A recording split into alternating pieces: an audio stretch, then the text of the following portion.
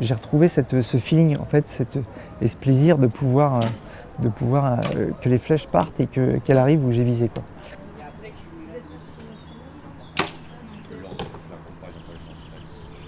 Non, il y a lui,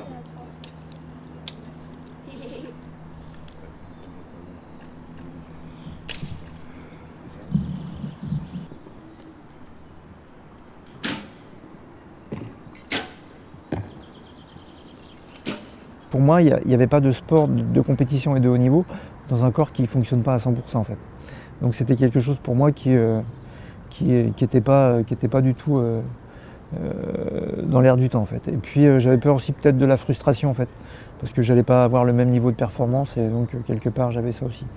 Et est arrivée la nomination des Jeux de Paris, donc je me suis dit là il y a peut-être quand même quelque chose à faire. On est bon.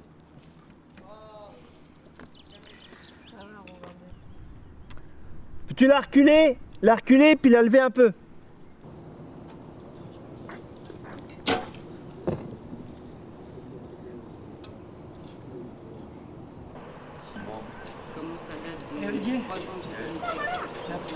J'ai vite compris que mon corps en fait fonctionnait plus de la même façon en termes de fatigabilité. Alors non seulement dû à la tétraplégie, mais aussi à l'âge aussi, sachant que j'ai 50 ans. Donc il a fallu adapter les entraînements, les diminuer, et puis, mais tout en conservant une volonté de performance et d'adaptabilité, vraiment, c'est vraiment le terme. À partir du moment où des projets naissent, et en plus on se lève pour ça, donc quelque part les choses deviennent beaucoup plus...